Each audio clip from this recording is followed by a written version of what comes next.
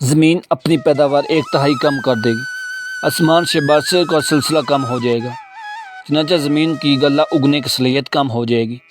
1 سال گزرے گا اور زمین اپنی پیداوار مزید 1/3 کم کر دے گی، آسمان سے بارشیں مزید کم برسیں گی۔ تیسرے سال اس صورتحال سے دنیا میں شدید قحط آ جائے گا اور ہر طرف پانی اور جناز کی طلب بڑھ جائے گی۔ یہ دجال کی آمد کا اعلان ہوگا۔ ایسے حالات میں دجال دنیا میں نمودار ہوگا۔ دجال ایک شخص کا نام نہیں، دنیا کے نظام پر ایک سوچ، ایک عذاب اور بہت بڑی آزمائش کا نام ہے۔ اللہ تعالیٰ نے دنیا کے تکمیل کے بعد بنی نوع انسان کو شتر بے مہار نہیں چھوڑا، بلکہ اپنی خاص رحمت عام انسانوں پر کی اور اپنے چنندہ نیک بندوں یعنی رسولوں کے ذریعے سے مسلسل ہدایت کا سلسلہ جاری رکھا۔ جس قوم نے اطاعت کی وہ کامیاب ہوئی اور جنہوں نے خواہش نفس کی پیروی کی عذاب کا شکار ہوئی۔ دجال کے خروج سے قبل اس کے لیے راہ ہموار کرنے کا سلسلہ یہود اور نصارہ کی کوشش سے جاری ہے۔ خفیہ اسرائیلی سیاستوں عرصہ سے جاری ہیں۔ اس کی ظاہری مثال یروشلم میں امریکی سفارت خانہ کے قیام سے دیکھی جا سکتی ہے۔ دجال کو اللہ تعالیٰ بہت زیادہ قوت عطا فرمائیں گے۔ یہ دنیا کے تمام وسائل پر اس وقت قابض ہوگا جب دنیا شدید قحط کی لپیٹ میں ہوگی اور یہ ساری دنیا کے ارد گرد اپنی جدید سواری سے چکر لگائے گا۔ دجال دنیا پر 40 دن قیام کرے گا۔ پہلا دن 1 سال کے برابر ہوگا، دوسرا دن 1 ماہ کے برابر ہوگا اور تیسرا دن 1 ہفتے کے برابر ہوگا۔ باقی دن عام دنوں کے مثل ہوں گے۔ اس کی ایک آنکھ ہوگی، پیشانی پر کاف فیر کفر یا کافر لکھا ہوگا جسے ایمان والا پڑھ سکے گا۔ آج دنیا ایک گلوبل ولیج بن چکی ہے۔ سیٹلائٹ اور نیٹ کے ذریعے سب ممالک اور اقوام جڑ چکے ہیں۔ ایک حدیث کے مفہوم کے مطابق دجال کے ہاتھ میں اللہ تعالیٰ ایسی قوت دیں گے کہ اس کے حکم پر آسمان سے بارش اور زمین سے پیداوار حاصل ہوگی۔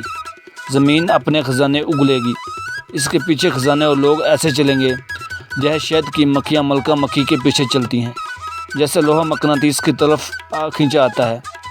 اس کے حکم پر جانور صحت مند ہو جائیں گے، بیمار تندرست۔ یہ کہے گا کہ مجھے رب مانو، پھر اپنے 2 کنندے شیطان کو حکم دے گا کہ اس شخص جس سے یہ اس وقت ہم کلام ہوگا کہ والدین کی شکل اختیار کرو۔ اب اس آدمی سے کہے گا مجھے رب مانو، میں تمہارے مردہ والدین کو زندہ کر سکتا ہوں، اور اپنے شیطانی شعبدے کے ذریعے نقلی والدین پیش کر دے گا۔ کمزور ایمان والے اس کی باتوں میں آ جائیں گے، جبکہ پختہ ایمان والے کہیں گے تو کانا دجال ہے، جس پر اس کو آرے سے چیر دے گا۔ یہ آدمی کو قتل کرنے کے بعد دوبارہ زندہ کر دے گا اور کہے گا کہ میں تیرا رب ہوں۔ یہ سب دجال کے ذاتی کمال سے نہیں ہوگا، بلکہ اللہ تعالیٰ اس کے رسی دراز کریں گے اور انسانوں کی آزمائش کے لیے اس کو قوت دی جائے گی کہ دیکھا جائے کہ کون حق کی پیروی کرتا ہے اور کون باطل کی۔ اس کے پاس بہت سے حربے ہوں گے، بہت شعبدے ہوں گے اور وسائل پر اس وقت قابض ہوگا۔ یہ دنیا پر قیامت سے پہلے ایک قیامت برپا کر دے گا۔ امام مہدی کا نزول ہوگا اور اپنے جانبازوں کو لے کر لڑنے کی تیاری کر رہے ہوں گے کہ حضرت عیسیٰ علیہ السلام کا نزول ہوگا۔ حضرت عیسیٰ علیہ السلام دجال کو باب لد کے مقام پر قتل کر دیں گے۔ اس وقت دجال کے ساتھ 70,000 یہودی کی جماعت ہوگی۔